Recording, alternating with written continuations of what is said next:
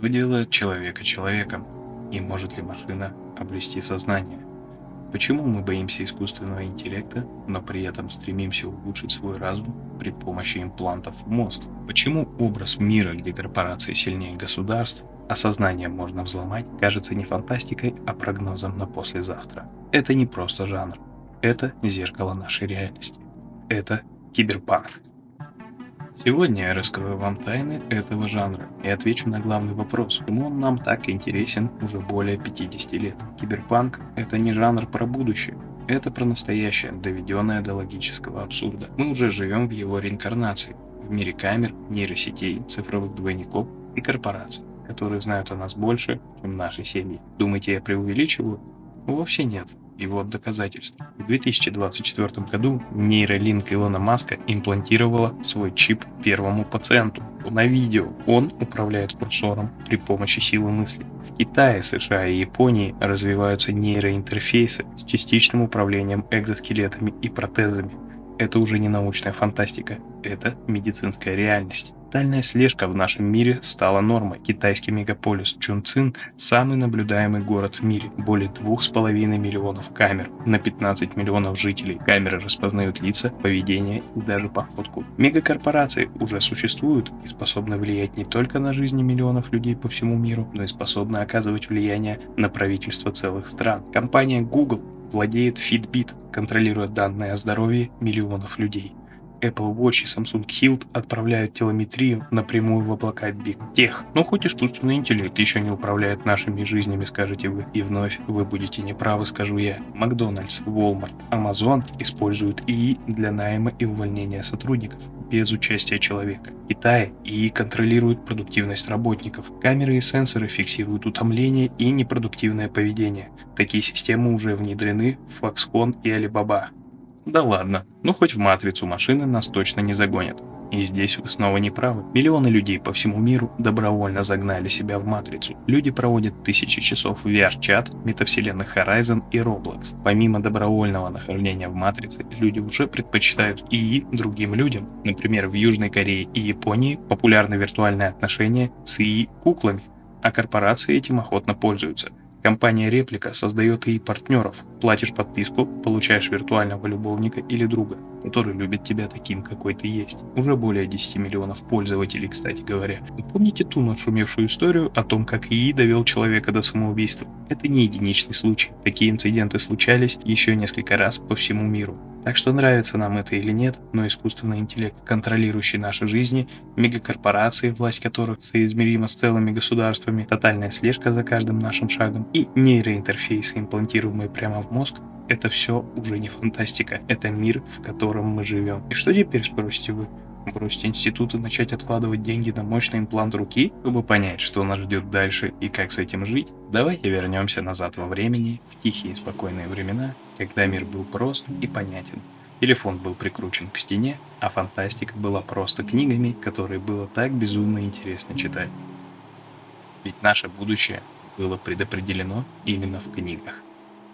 Прапрадедушкой киберпанка можно назвать Герберта Уэллса, одного из отцов жанра научной фантастики.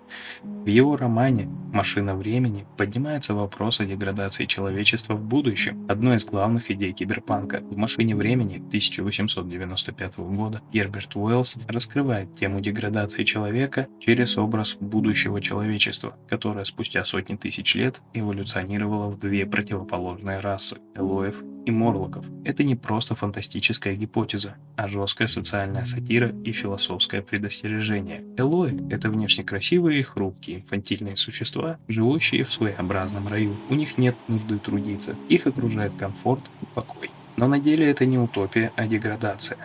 Они забыли труд и знания, не способны к самостоятельному мышлению, живут по инерции, как стадо, без амбиций и развития. Уэллс через них показывает, что изобилие без борьбы приводит к атрофии ума и воли. Элои – потомки богатой правящей элиты, у которой все было, и которая в итоге утратила все человеческое. Вам это описание никого не напомнило? Ну, не знаю, может, поколение зумеров? И да, если вы относитесь к этому поколению, не стоит обижаться, иначе вы рискуете эмоционально выгореть и быть не в ресурсе завтра утром, точнее в 12 дня. Другой пророческой крайностью Уэллса стали морлоки, обратная сторона рая. Морлоки — это потомки рабочего класса, который был вытеснен под землю. Они технически развиты, приспособлены к суровым условиям, сохранили силу и выносливость, но опять-таки потеряли человечность. Однако и их деградация очевидна. Они больше не создают, а лишь поддерживают остатки старого мира, существуя на грани животного состояния. Морлоки символизируют деградацию через рабский труд и отчуждение. Не физическое, а духовное. Но опять-таки, в этом описании, я думаю, есть нечто схожее с определенными категориями людей нашего времени. Уэллс хотел донести до людей идею того, что деградация — это результат социальной поляризации. Главная мысль Уэллса — человечество, разделенное на классы, неизбежно деградирует обеими сторонами. Элои утрачивают волю, морлоки — душу. Это предупреждение против чрезмерной эксплуатации, против утопической веры в технический прогресс без духовного роста, против забвения исторической борьбы и нравственного долга. Но как это часто бывает, предостережения не были услышаны. Люди продолжали двигаться в том же направлении. Тут на сцену выходит прадед киберпанка Карл Чапек, который в 1920 году ставит пьесу «Рур». Эта пьеса, в свою очередь, считается первым произведением, в котором появилось само слово «робот». Сюжет разворачивается на фабрике Rasums Universal Robots, где производятся искусственные люди, биологические андроиды, созданные для того, чтобы трудиться вместо человека. Они не имеют души, но обладают интеллектом и могут выполнять любые команды. Идея в том, что человечество создает идеальных рабочих, чтобы освободить себя от труда. Как будто в каком-то мультике это было основной темой сюжета, не так ли? Но роботы быстро развиваются и восстают, истребляют человечество и остаются одни на планете. Конец пьесы задает философский вопрос: способны ли искусственные создания унаследовать человеческое «я», душу, чувства и любовь? Так уже 125 лет назад людям, жившим в совершенно другом мире без интернета, смартфонов и даже цветных телевизоров, поднимались вопросы, которые легли в основу многих произведений, известных нам сегодня. Однако на этом пророческая фантастика не заканчивается. И от прадеда переходим к деду современного киберпанка Айзеку Азимову. В 1959 году в своем рассказе «Я робот» он описывает 3 закона робототехники. На первый взгляд, идеальная система. Но вся суть книги в том, как эти законы дают сбои в реальной сложной ситуации, где мораль и логика входят в противоречие. Опять же, можно четко проследить, как художественная литература становится реальностью. Помните про ИИ, который довел человека до самоубийства? Тот ИИ был запрограммирован так, чтобы не причинять вред. Но как итог, первый закон нарушен. Вот и снова описанная в книге 66-летней давности воплотилась в жизнь. Однако стоит сказать, «Я робот» — это не книга о роботах. Это книга о человеке, который создает себе зеркало из металла и микросхем, и не всегда готов посмотреть в него. Азимов не пугает искусственным интеллектом, как это делают многие фантасты. Он показывает, что роботы — это просто инструменты, а вот мораль, ответственность, власть и ошибки всегда на стороне человека. Но люди, как это ни печально было бы признавать, не готовы нести ответственность за свои действия в полной мере. А мы двигаемся дальше и переходим к произведениям одного из отцов-основателей, пророка жанра киберпанк, Филиппу Дику. В 1968 году Дик пишет роман «Мечтают ли андроиды об электроовцах?». Роман рассказывает об охотнике за головами Рике Декаду, который в постапокалиптическом мире уничтожает андроидов, сбежавших с Марса. Эти андроиды почти неотличимы от людей, и именно это становится главной моральной дилеммой, где проходит граница между машиной и человеком. Действие романа происходит на Земле после ядерной войны.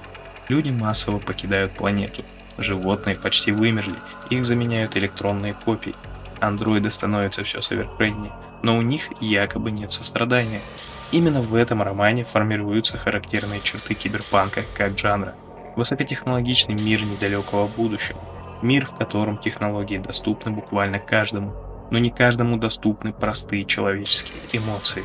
Вымирание почти всей флоры и фауны во всем мире из-за действий человека. Привет экоактивистам от фантастов прошлого. Обесценивание человеческой жизни в обмен на возможность жить, если не вечно, то по крайней мере очень долго. Правда, доступно это далеко не всем. Ну и разумеется, вездесущие корпорации, осуществляющие свои планы, несмотря на законы государств, права человека и потенциальный вред от своих действий для большинства членов общества. Но помимо ярко врезающегося в память образа мрачного мира будущего, этот роман сформировал основные нарративы, раскрывающиеся в сюжетах этого жанра. Что делает человека человеком? В мире, где машины с каждым годом становятся все более человечными, а люди все чаще ведут себя как бездушные алгоритмы, этот вопрос звучит все тревожнее. Киберпанк в духе Дика не просто рисует мрачное будущее, он становится перед нами зеркалом, где заканчивается человек и начинается симуляция. Мы перепоручаем машину заботу, разговоры, выбор и даже эмоции. В романе «Мечтают ли андроиды об электроовцах?» эмпатия – последняя линия обороны человечества. Но если робот учится чувствовать, а человек отучается, кто из них человек? На ум лично мне приходит вовсе не технофилософ, а поэт с гитарой. В 1962 году Боб Дилан задает тот же самый вопрос, но другими словами. How many roads must a man walk down before you call him a man? Эти строки как удар током в тексте Киберпанка. Ведь дело не в том, сделан ли ты из мяса или из металла, а в том, через что ты прошел, что ты чувствовал, кого ты пожалел, ради кого ты страдал. Путь, выбор, сострадание – вот что делает человека человеком. И если андроид прошел этот путь, разве он не достоин называться человеком? Однако не только извечные вопросы философского характера превратили киберпанк из поджанра научной фантастики в предзнаменование грядущего. В 1975 году выходит роман Джона Браннера «Shockwave Rider», роман, раскрывающий другую сторону киберпанка, цена, которую предстоит заплатить каждому из нас за жизнь в высокотехнологичном мире. Это пророчество цифрового века еще до появления интернета.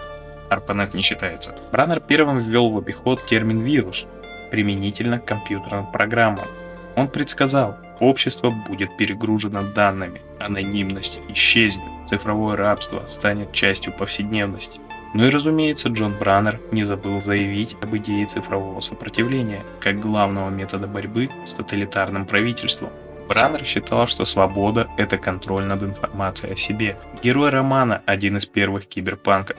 Его борьба – это битва за личную идентичность в мире, где приватность уничтожена, а данные – новая валюта власти. Возможно, вы все еще задаетесь вопросом: да кто, такие эти ваши киберпанки? И именно роман Браннера лучше всего формирует ответ на этот вопрос. Но все же коротко раскрыть суть этого термина будет важно для лучшего понимания идеи, которые символизируют этот жанр. Киберпанк – это житель перенаселенного мегаполиса будущего, побочный продукт системы высоких технологий и низкого уровня жизни. Киберпанк – это человек, который использует технологии против тех, кто их придумал, для порабощения. Он не борец за идеалы, он борется, потому что не может иначе, потому что система ломает все человеческое, а он последний, кто это чувствует.